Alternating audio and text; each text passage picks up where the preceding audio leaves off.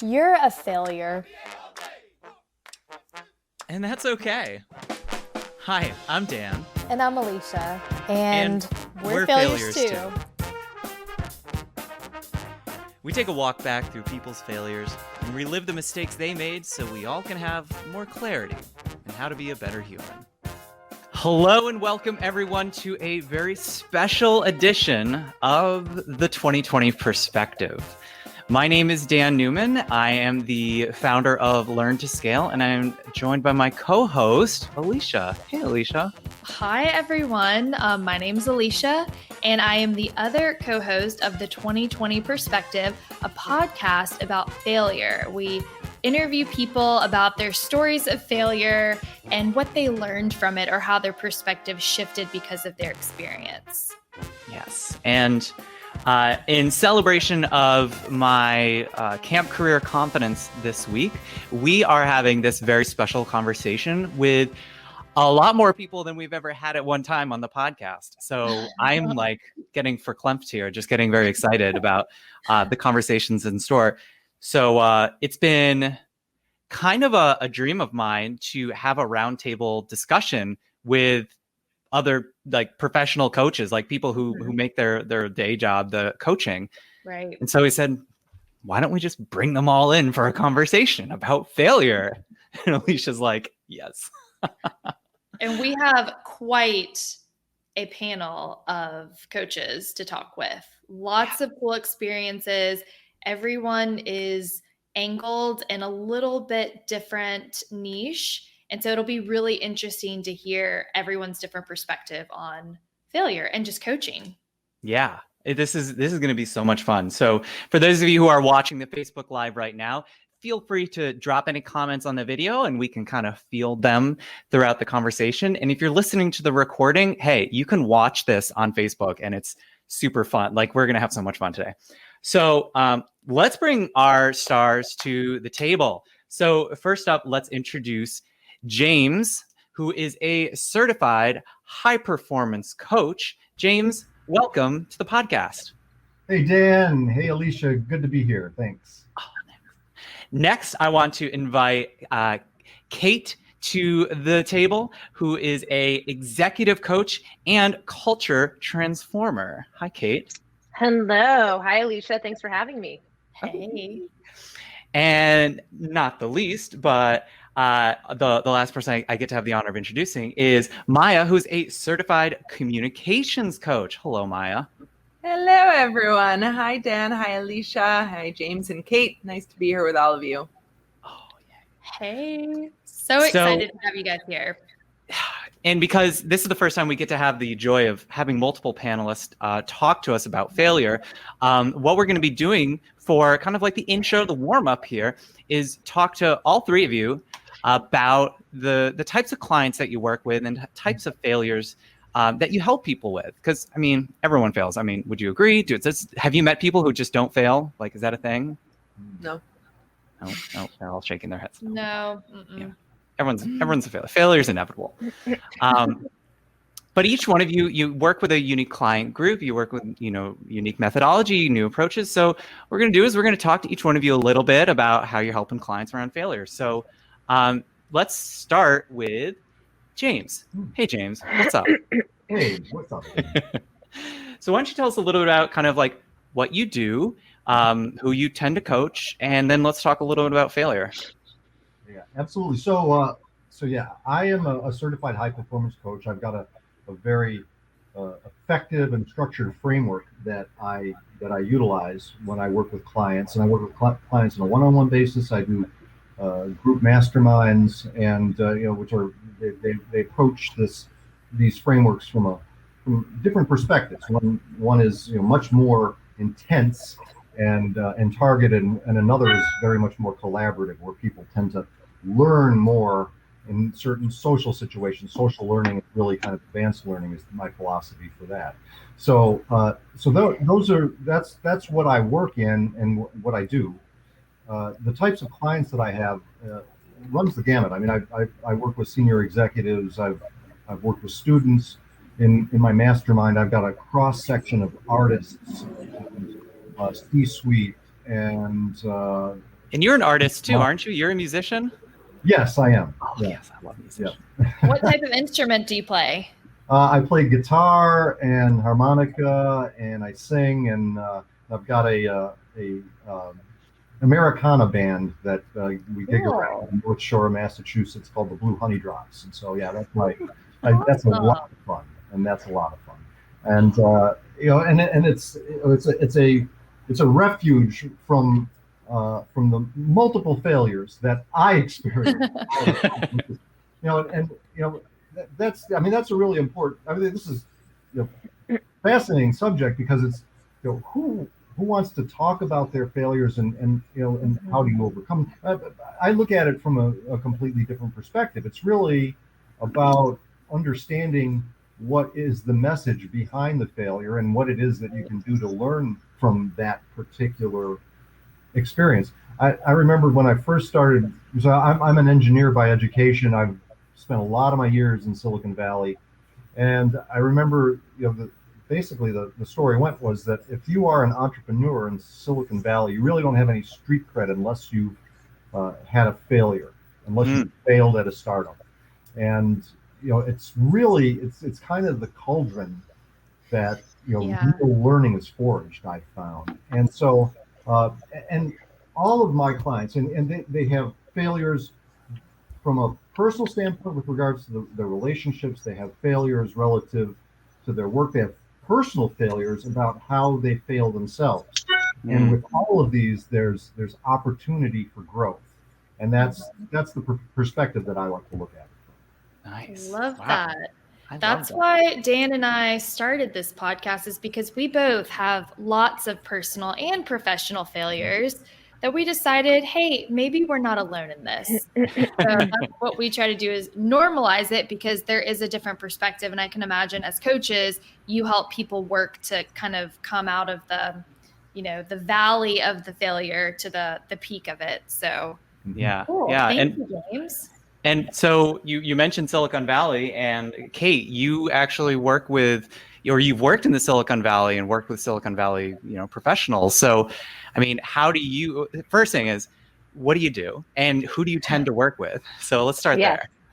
Thank you. Yes, I'm an executive coach. I do organizational consulting and I do culture transformation. So my clients really run the gamut as well, from like the seed to every type of series to the Fortune 100. I mostly work with executive teams and individuals on the executive teams. And basically what I care most about is them being the best type of leader that's important to them, right? Like what resonates with them. And so I will first say, which may drive you nuts, Dan and Alicia, that actually failure is not in my lexicon, nor do I bring it up in my practice. So from my background in positive organizational psychology, right, I'm always looking at reframing. So I'm always curious, like, what did you learn? How do we move forward? Leveraging Carol Dweck's growth mindset, right? It's like, if you learn something from the situation, how could it possibly be bad, right? Like failure has such a negative connotation. So there's things like safe to try, safe to like not hit the mark, and also around expectation setting. So it's important to not shame your clients in creating the safe space. It needs to be okay to be in a place where you can just like sit with it and observe it and learn. So I just try to keep, my coaching practice when it comes to that really neutral. And I mean, the areas where they miss can be exactly as James said. It could be interpersonal dynamics. It can be losing a client. It can be losing a contract. It can be embarrassing themselves, right? And so, coaching is a really vulnerable space. And so it's really having to honor that and create a place where they can kind of safely move around in that. Interesting. Love the reframing. I mean, of course, a positive psychologist is going to say that. So I love it. But no, I hear you. And I think, reframing is so important. So how do we normalize failure by turning it into not this, like, even the word itself is like, gives you the heebie-jeebies, but reframing it and letting them kind of talk about it. And just like you did this, I forgot the words you used, but essentially calling it something different, like a safe, risk or whatever it is, to change their mindset about it. Very cool. Love that. Well, you dropped the money word lexicon, and I want to turn it over to our communications coach, Maya. So, I mean, what's a communications coach? Who do you tend to work with? So I'm a communications coach that works with leaders and with rising stars on bringing out the best in themselves at work. So that means that my primary niche is working with women who are stepping into new leadership positions. So that could be women who are CEOs or in C-suite, or that they're new managers and this is their first experience in a leadership role where they are supervising either people or processes. And it's funny being the third to go in this kind of a thing, because I put a little check mark around next to the word learn when James started speaking, and he referenced already that failures are opportunities to learn. And I put another check mark next to growth mindset when Kate said it, because Carol Dweck is one of my heroes as well. And it seems like we all come from a similar school of thought. I was trained as an Adlerian coach. Alfred Adler is the basis of positive psychology and of CBT and of different educational theories in that area. And so it certainly resonates what James and Kate have shared. I'll bring in the gender aspect to this and share from my own experience and from people who have written and studied the different ways in which girls and boys or men and women respond to failure. That I can say from my own experience and having come into this work that I was very scared of failing growing up, and I see that among a lot of my clients are high performing, fabulous, brilliant women. Among the individual clients and the groups, I also work with men in management teams and whatever it might be, and we were socialized that failure equals doom, right? That it was a binary thing. And I would say that one of the main things beyond the areas that James and Kate have shared that I really help my clients work through are seeing other options. And maybe this connects to the reframing that Kate was talking about, being able to see that it's not just black and white, it's not either or. This is also kind of Carol Dweck kind of stuff of, it's not just there are more than those two options, and to help my clients see what are not just the other ways to be able to understand the situation, but that there are many ways of responding to the situation as well that's at hand. And yes, we should all learn, and every opportunity should be a learning opportunity, but also sometimes our first instinct is not the right one, and it's worth pausing and thinking through a few different ways to take the next step. My coaching practice is very forward-looking and very practical in that sense of we do the deeper dive of understanding something new about the person, about the client who I'm working with, but then being able to translate it into action means let's normalize this conversation and be able to talk through it and see as an opportunity for learning, but also to be able to then speak it or articulate it in different ways, to be able to bring different people into the conversation, ask different kinds of questions, offer other people encouragement exactly in the points when we need it as well. Definitely.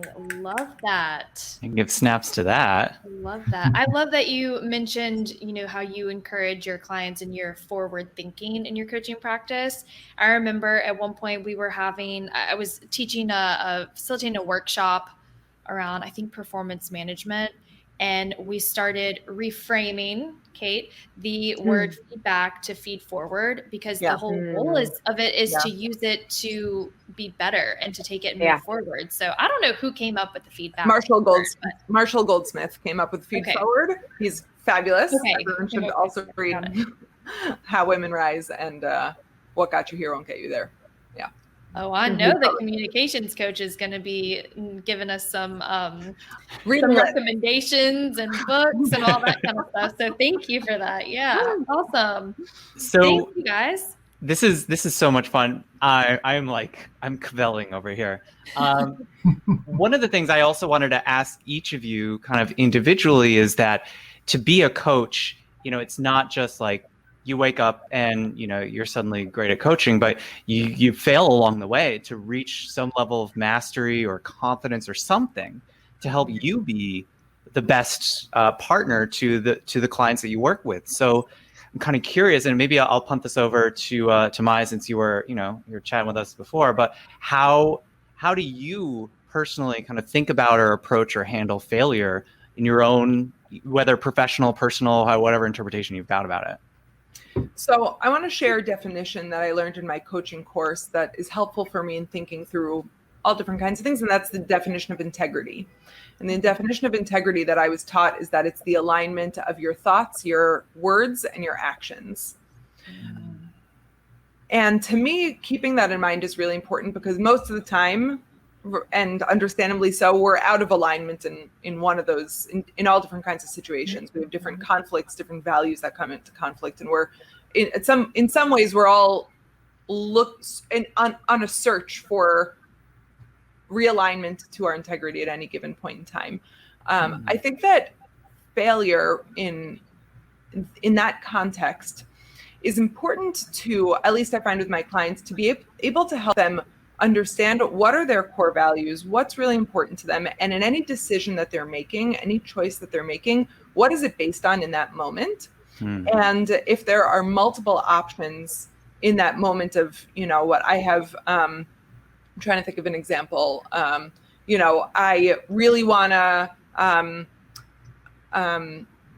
want to show that I'm really, really dedicated and thorough, and I'm going to do this work till the end, but I also need to leave to pick up my kids and want to be a good mom, and I want to be home in the evenings or whatever it might be.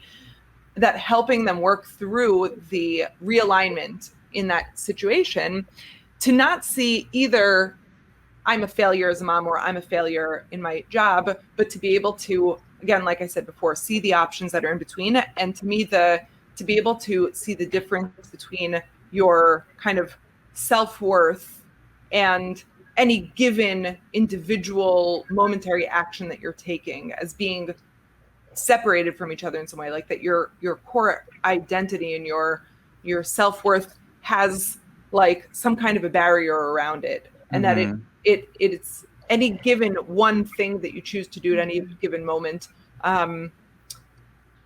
should be not necessarily affecting it in some kind of a who am I kind of a way. That the deeper those roots are established, and the more comfortable you feel in your skin as a person, the easier it is to hold two values up against each other and make a choice that feels like the best in the moment for what it can. Interesting.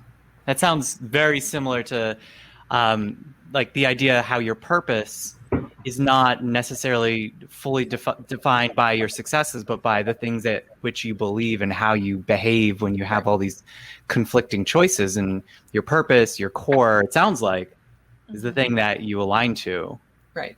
Oh, I'm digging this. Okay. All right.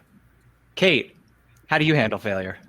How do I handle failure? Well, I'll just say I love what Maya said, and I completely agree. Me personally, like I go through, first of all, like naming emotions, right? So it might be like, how am I feeling right now after something happened that I didn't want to happen, we'll say, right? It could be shame, it could be embarrassment, maybe sadness, disappointment, but just being really clear to name everything in the room. And when I say the room, my own brain. Because when you don't attend to the reality of what's happening, that's when things last a lot longer than they need to.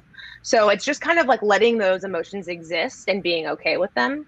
And then I ask myself two pretty important questions, like, what did I learn here? And then second, what's here for me to own, right? So like, I'm really big on taking responsibility, because at the end of the day, like that's where your power is at. That's where it comes from. And so when I ask myself that, I'm like, I could have done this better, or I could have changed this, right? And I feel like this is for me to change and do differently. And it's so much easier to get there versus like somebody else telling you, right? And this is like one of the magic parts of coaching, right? Somebody can tell you something, but until you get there on your own in your own brain and build that neural pathway, like it doesn't resonate the same way. So I always feel my strongest when I can ask myself, like, what am I wanting to hold myself accountable to? And I think that's really important. And then also I give myself time and space. I'm like, you know what? In like a day and a half, I'll probably be fine. And if it's really, really hard, I'll think back to like the crazy things I've overcome, and be like, I have a ton of confidence for everything that I've overcome and done and accomplished so far. And so I leverage that, right? So it's like leveraging the well that you build up, again, going back to some positive psychology, and leveraging those positive emotions and kind of bringing them over into a state that needs some help. And so that's how I work on that for myself. Do you coach your clients in the same way? Do you help them go through that same process? Is it different for you versus how you help your clients? It's a little different. Sometimes it depends on the level of emotional awareness and their inter and intrapersonal abilities. Every client is completely different, but when, as a coach, you're always having to sense what your client is good at and what they're open to. So you're kind of like looking for the door that opens easily. Right. And if you feel the push, then you go into it. But with my clients, exactly what Maya was saying, like I come back to how do you actually and where do you derive your self-confidence from? Mm-hmm. This, at the end of the day, to me is like, it's the ball game. And our whole culture from the time we were little tells you to find your value outside of yourself and from other people's recommendations and how they think about you and everything. But like when you're going to bed, you're the only one looking at yourself in the mirror, right? And so my question is, can you be proud of yourself? And to me, the only way you can really be proud of yourself is being in alignment with your values. So to me, integrity is like, are your enacted and espoused values in alignment, right? And so when you ask people their values, they're rarely like super successful, right? It's never about the outcome. It's actually about the how. It's like, how are we going to get there, right? And so when you're not focused on the outcome, it's easier to be like, you know what? How I went about this was like the absolute best way I could have. I may not have gotten what I wanted, but that's okay. And so I think that's a really important thing that I focus on. So I do also do a lot of values work with my clients, and that's not always the same as an executive. I'm like, who are you as a leader and what are your 5 values, right? Versus like what the company is espousing and what's important there. Wow. This is a great conversation. Okay. Last but not least, James, failure. What's your take on it? I knew what I was going to say. And now after hearing both Maya and Kay, I'm like, mind blown. Where do I go with this? Just so many things that came cycling through my mind, and just kind of ripping off something that you said earlier, Kate, and that is, and this is just one of my favorite quotes from one of my heroes. It's a quote by Viktor Frankl, and it's the quote is, everything can be taken from a man but one thing, the last of human freedoms, which is to choose one's attitude in any given circumstance, to choose one's own way. And to think about where Viktor Frankl came from and in the development of his psychotherapy technique known as logotherapy, really focusing on man's search for meaning, which is the name of the book that he wrote. And it's part story of his life in a concentration camp, and then the story of the development and application of logotherapy. And it's all about searching for meaning. And you can find meaning in so many ways, but ultimately, thinking about that element of, how you approach and how you respond to a particular situation is really the last of freedoms. That is the one thing that can never be taken away from you. It's how you respond to something. And so when I think about failure personally, there's many things that we fail at, or we don't meet our expectations. And I'm a big believer in synchronicity, the Jungian approach to synchronicity. And it's not necessarily that there is a God hand that is controlling the events in your life and align them. It's just that the meaning that you take when things seem to happen for a purpose and what you gain from that. And so I was we recently took the RV up to Booth Bay Harbor, and we were staying at a brewery in their parking lot, and we rode bikes into a shop in Booth Bay Harbor, and I came upon a quote on a wall that connected just this where I was at the time to a massive failure that I had back in high school, which, by the way, that was the point in time when I decided to become an engineer, but I was also really fascinated in psychology. Mr. Birkin's class on psychology when I was a senior, I thought that's what I wanted to be. But Father Rogue said, no, Kawski, go and be an engineer. You're going to make money at that. I said, oh, okay, Father. And it worked out fine. But the fact is that, when I was in high school, I was a basketball player. And I injured myself not on the basketball court. I decided to play through my season, and I was supposed to be a captain. I ended up not being a captain because I was injured, and I played through, injured my knee terribly, didn't play well, I thought we were going to have a great season. I thought I was going to have a great season, but I played injured, ruined my knee, ended up having to have that knee replaced, 30 years later after being bone on bone for years. But I did get the most persistent award at the sports bank that I didn't attend because I was so depressed by the whole thing, right? So I was loving studying psychology, but I was also a basket case and needed therapy. Never got it, but at the time at least. And so I was in this pottery shop in Booth Bay Harbor, and I came across another quote, and this is by Calvin Coolidge, and that is, "Nothing in the world can take the place of persistence." I said, "Oh my God, that's the trophy that I have." It all connects. It connects. Synchronicity. Talent will not. Nothing is more common in this life than unsuccessful men with talent. Genius will not. Unrewarded genius is almost a proverb. And education will not. The world is full of uneducated derelicts. Persistence and determination alone are omnipotent. And when I think about failure, and that it's really about the persistence. And you think that when you fail, that you lose confidence.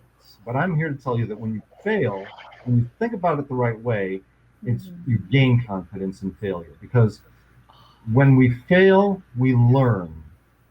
And there's this thing called the competence-confidence loop. When we learn, we develop competence. When we develop competence, we gain confidence. So really, when we fail, it's an opportunity to gain competence, just a matter of perspective, and really kind of taking from that what the real lessons are and using that as leverage to propel yourself forward. And that is the secret that the most successful people know, is that problems are, we get gifts from God that are gift wrapped with problems, and failure is a problem that we need to overcome. I want to build off of that. So now I'm going to kind of like open up to coaches in a free form coach time, which sure, bill everyone who's watching. What gift wraps have you received, or what failures wrapped in learnings, or learnings wrapped in failure have you received, and how do you unwrap it? Yeah, it's about honesty with yourself, and being able to effectively self-reflect. And so this doesn't seem like a big problem, but one problem that I always had was whenever I would take personality profiles or personality tests, I would say, that's not me. But then, and that was a problem. And so I looked at that.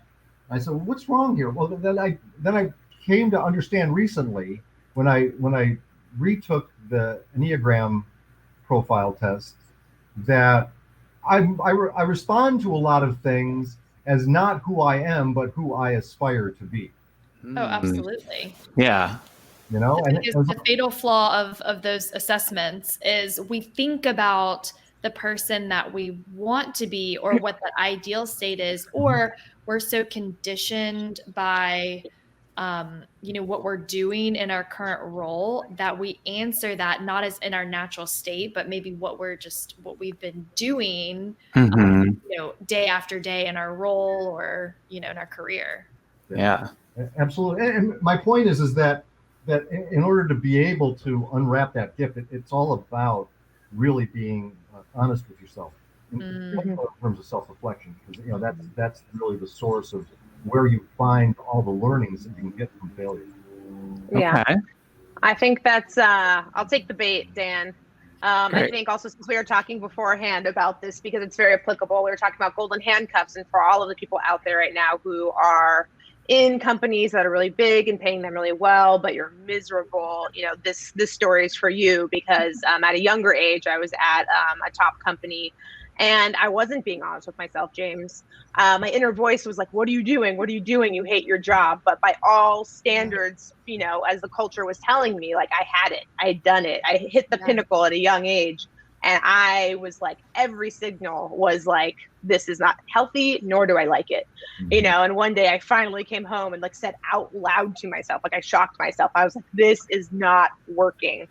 and the lesson there, right? And I quickly unraveled myself from the situation, and I was really honest, with my boss, whom I loved so much. There were so many reasons. I hear people say, like, I'm staying around for the people. I just want to say to everybody, that's not enough. You can have the people, you can have the job, and you can have the salary, and you want all three. Yep. And the learning for me was to not wait so long, but I was young and I was in such a position of, power and respect and admiration that it was just hard. And I was like, at the end of the day, it was ego. I was like, what am I holding on to? And it felt like a thin layer, thin shell, really, and it was just ego. It was the only word I could come up with. And it was such a good thing to learn early, because I was like, I will never do that again. And like, your body's not lying to you. If you are constantly miserable and you are constantly, your inner voice is talking to you, being like, what are you doing? Listen to it, because if you don't, it will show up eventually in some explosive way. And I'm kind of seeing that across the board right now with people quitting or holding on tightly to their jobs, right? Even though they're like, but the money, I'm like, the money will come in another form. And so, those are some pretty important lessons. Yeah. I am very inspired by both of you, James and Kate, and it's great to be hearing these stories, because they're also jogging my own thoughts and my memories from things from earlier in my career. And a particularly painful one just came up that I'm happy to share. So I mentioned that I worked beforehand in strategic partnerships. I was at a research center, and at that research center, I was in charge of, or I was one of two people raising the money. And that was an immense amount of responsibility to realize that the salaries of the researchers and the editors and the marketing and the government relations and everyone relied on my success in my work. And they were also really entrusting in me, someone who had no experience in this and was learning very, very quickly on the spot, that I was gonna get it right and we were gonna hit our targets. And I don't remember if it was my second or my third year, but I started getting a little overconfident and found myself in the third quarter of the fiscal year realizing that we were not going to hit our targets, that some projections that I had made and confidently told the people around me, I'll close it, it'll be fine, we're not happening. And it was a terrible feeling. It was an absolutely terrible feeling. And I remember sitting with my boss, who was incredibly supportive and wonderful and an amazing mentor, and her saying to me, I can see how much you care about what we do. And just getting that encouragement in that moment was so important. And then her follow-up challenge, which was, and I need you to be able to do a bit more separating between your worth as a human being and the bottom line at the end of this fiscal year. And how important that moment, I don't think I've ever told that story before in this kind of a context. And I think that for in the context of wrapping gifts in, I don't remember what the something failure. I don't know, something not good. That I don't remember what the word was, but it's a curse word in my mind at the moment. Was that I really the big gift that I got from that big failure of being able to, we survived, right? We survived the year, but it wasn't the most pleasant experience that I had ever gone through. Was twofold. First of all, I tried. Like, I was being brave. I put myself out there. I set ambitious goals. And in those particular instances, it didn't hit them. And we all survived it. It was totally fine at the end of the day. So one is keep trying, because, and this is what one of the things with the clients who I work with who are experiencing new leadership is that the only way to be brave is to risk every now and then things not working out as you planned. And the second is that if you know that there are good people around you, to give them that benefit of the doubt that they care and that they're trying and that people deserve more than one chance. And if it comes from a a place of true intent that, I'm going to learn from this and I will continue improving, to give those people the opportunity, because I stayed for another few years after that and we hit our targets. Mm-hmm.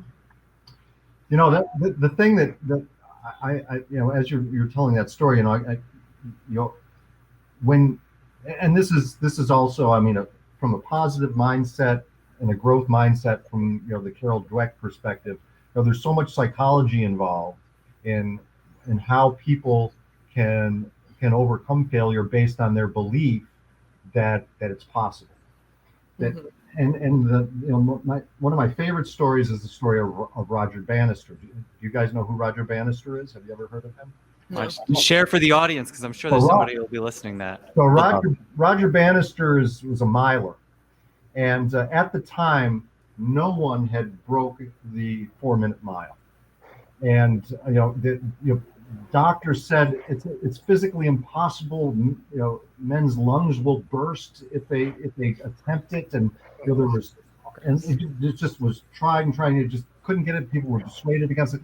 And then Roger Bannister said, I am going to do this, and he did it, and he finally made it happen. And it took years and years and years for someone to break the 4-minute mile. As soon as Roger Bannister did it, every year, multiple people were able to break the 4-minute mile at the end. There wasn't no training or any. It was all psychological. It was just like, holy crap, yeah, this can be done.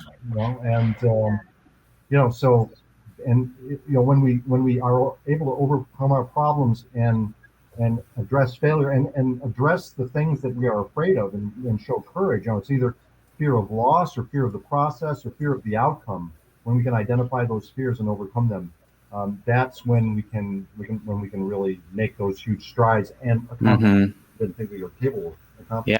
Yeah. I feel like we invited Brene Brown to this conversation because we're talking a lot about standing in the arena and being there and being there on the ground floor in the arena is a very different experience, and there's a lot of vulnerability with that, but also a lot of strength and respect of. And thank you all again for joining us for this conversation, because this is an arena. You're in it. You're talking about things. You're being vulnerable. You're talking about failure. So,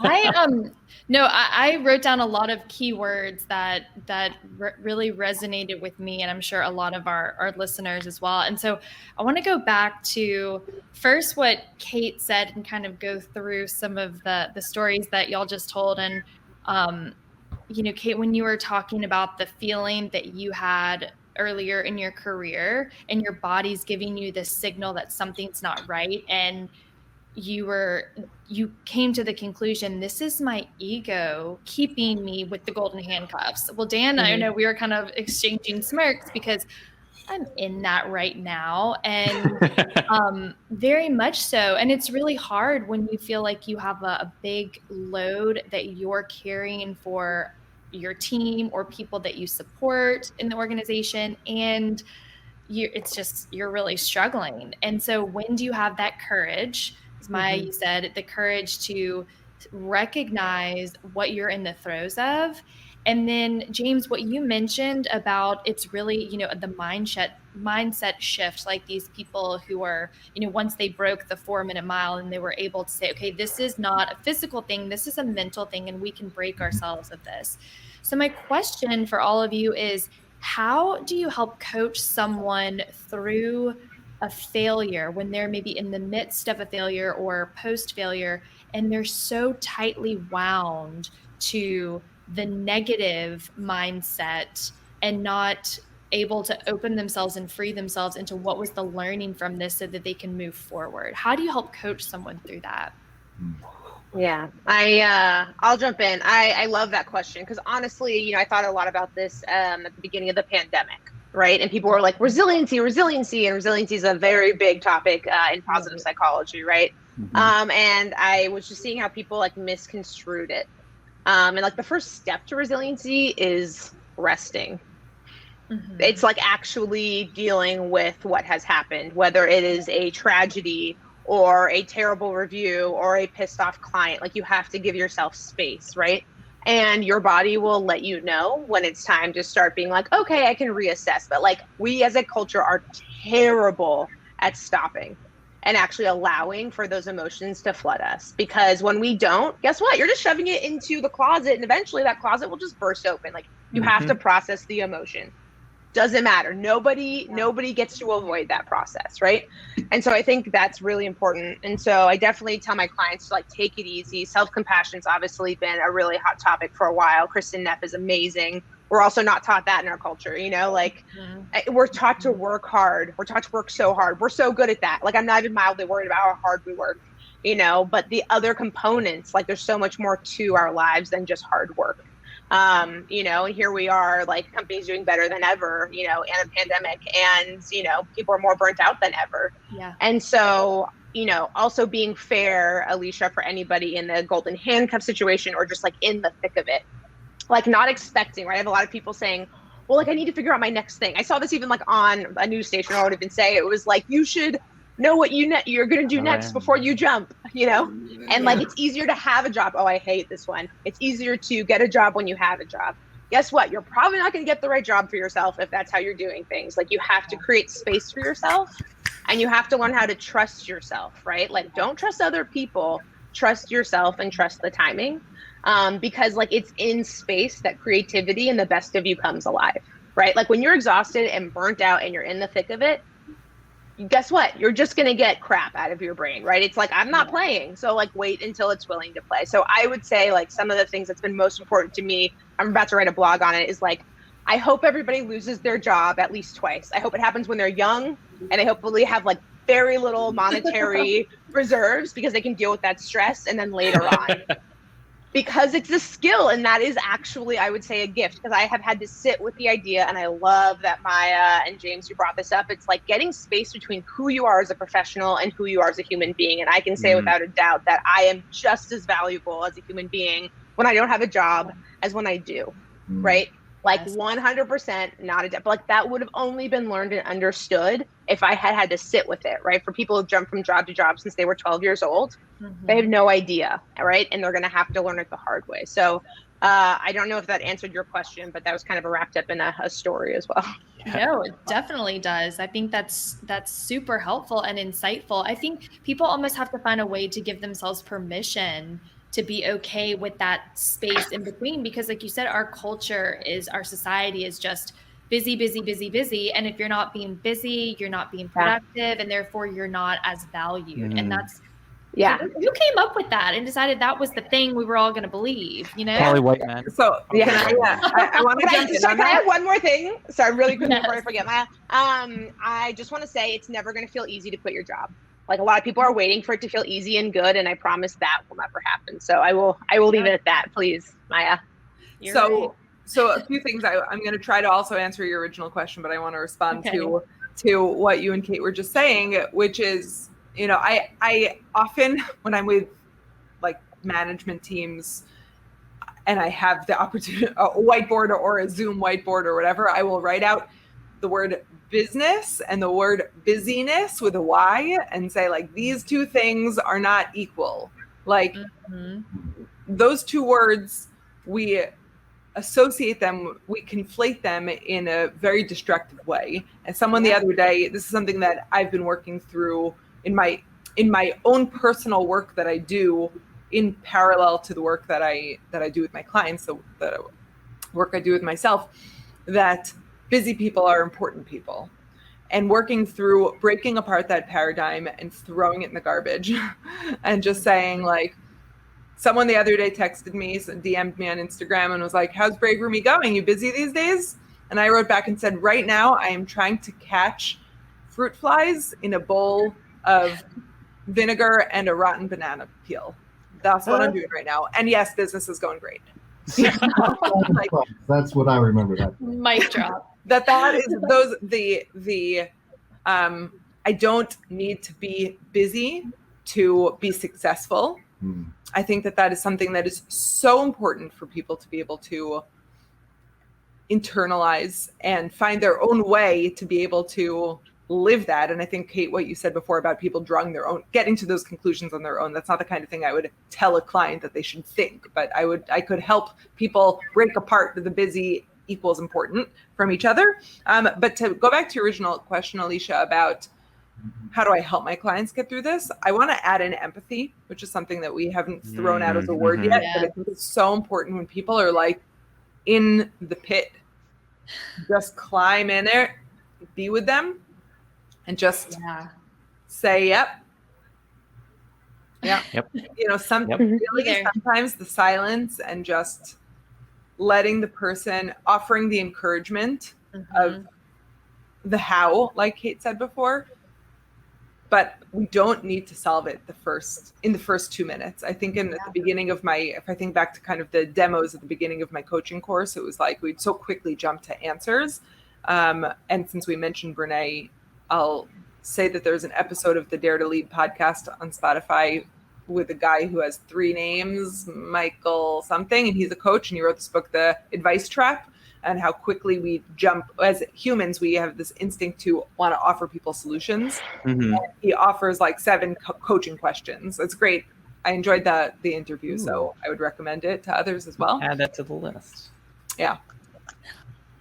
So just holding back that instinct to offer advice and holding back, just instead replace it with a lot of space in the moment with the person. Yeah. And that's Michael Bungay Stanier. Yes. The Advice Trap. Oh, yeah. Thank you. He's Australian. I was about to say, he has a great accent to listen to. Fun listening to him. I love that. I know one of the leaders that I used to work with, she was very quick to try to solve your issue. And because she got a lot of feedback, like, I don't want you to solve my issue, I just want you to listen, or whatever it was. She got this little sign on her desk, and it says, one side says listen, and the other side says help. And so when you come in, you want to talk to her, you would let her know, okay, I need to think out loud. I need to process this out loud. And she'd say, okay, I'm going to sit back. I'm all yours. I'm listening. And then if someone asked for the advice, they could solution together. Because sometimes I think people don't even know what they need. They don't even know what they want. They're just out there venting, and then someone's offering them suggestions, and they're getting more frustrated, and they just need someone to sit. But a good coach, like all of you, know when to do that. They can read from their client. When do I sit back and I give them that empathy that they need? Yeah. James, sorry to cut you off. No, that's fine. And it's, the one of the fascinating aspects about coaching practices in general, I think, is it always fascinates me that just getting people to talk about things and to be open and vulnerable, and open and vulnerable with your coach, open and vulnerable with yourself. And you're just coming to those realities. All of a sudden, lights will go off. People will have breakthroughs just by explaining their issue to you. When clients of mine are kind of in that kind of those depths, I'm reminded of. I think the saying is used when you're in the Marines, and that's embrace the suck, and that is really just to and that goes back to what Kate said, what Maya said about just kind of getting and allowing yourself space and allow yourself to be immersed in the situation.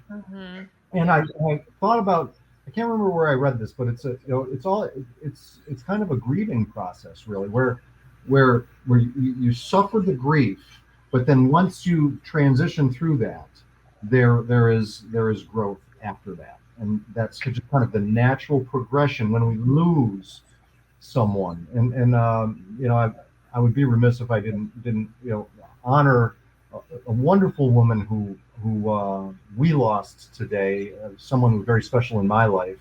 My Aunt Dottie passed away yesterday. Aunt Dottie, who lost her husband when he was 53 years old, and when he was 53, the youngest of their 12 children was 2 years old. And Aunt Dottie passed away. She turned 100 in June, and and just what woman taught all of us in the family was just remarkable, and just her strength through the grief and being able to show that strength and raise a family of 12 was really amazing. I just one other thing that I also want to mention, because I think a lot of times that failure is a inappropriate perception, because a lot of times we're so caught up in comparing ourselves to other people, and it's Jordan Peterson's 4th rule of life. It's never compare yourself to who someone else is today. All you need to do is compare yourself to who you were yesterday, and that is a difficult thing to do when you're caught up in corporate life, when you're caught up in trying to keep up with the Joneses in this culture that we live in. That is just such a difficult thing to do, but it's a fool's errand if you really think about it, because you don't know what those other people have gone through. You don't know what they've had to do to accomplish what they've gotten. You don't know what kind of crap exists in their life that they've got to deal with on a day-to-day basis. You just don't know. And you have to kind of respect that you don't know. And that gets back to the empathizing, giving space, giving people that space to really be open and vulnerable is very important. Yeah. May your aunt's memory be for a blessing. Thank you.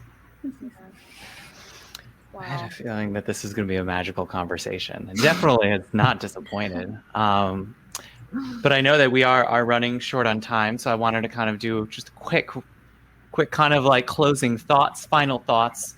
And the question to kind of frame this up is how or what suggestion would you give to a listener about their next failure? If you're going to give one word of advice, which I know we just talked about advice, or one message, one thought, one feeling, one recommendation, what would you give to that person who is about to experience a failure? Maybe they don't know it yet, or maybe they're in the middle of the failure right now, or it just happened very recently. What would you recommend? Kate, why don't you start? I would say redesign for celebration. So as Maya and I were talking about, right, like have your values, right? Like, let's also just say like failure and not hitting your mark is inevitable. So don't be super surprised. I love when people are like, wow, that happened. And I'm like, are you really surprised? So if your expectation is like a little more accurate, being like, there's a high probability this is not going to go my way, that will help. And also being like, hell yeah. Like if the trying is actually the thing, define success differently, right? Like the trying and the bravery and being in the arena should be the measurement of success. And then celebrate it, because then you get to celebrate no matter what. It's always bottle wine. Great. Maya. Surround yourself with people who think you are amazing. And hold on to that. And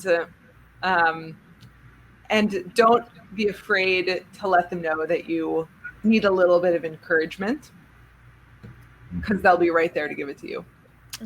And be willing to give it back. Be a loving giver of encouragement. Shower it on people all the time and you'll get it back. Nice. James. I'm tempted to say serenity now. but really it's a little bit of a take on it, and that is self-forgiveness. Being able to recognize that you are someone who is learning every day, and there's just so much, no matter where you are in life, no matter what station you occupy, no matter how much you perceive yourself to be successful or not successful, there is infinite upside potential. And recognizing that and being able to forgive yourself quickly for any failures you might have, I've found is just, it's a coda that I live by, and it's been very successful for me. Well, thank you. And thank all three of you for sharing, for being open, for really kind of just cracking open this whole topic of failure. And gosh, I mean, I could simmer in it for hours. I don't know about you, Alicia, but this is like, I am motivated after this. Wait, can I answer your question? Of course you can, Alicia. Okay. So what I actually told myself this today, and my significant other, is when you're in the midst of a failure or an uncomfortable situation, asking yourself, how is this happening for me? And thinking about maybe I don't know what the answer is or what this message is telling me, but how could this be helping me be better than I am today? Thanks to No BS Brass Band for the bangin' show music. Check them out at nobsbrass.com. And if you want to join any of our live shows, follow us on Facebook at the 2020 Perspective. That's 20/20 Perspective. As always, make sure to subscribe on your favorite podcast player so you can get the latest failures delivered right to your ears. And may your failures be spectacular.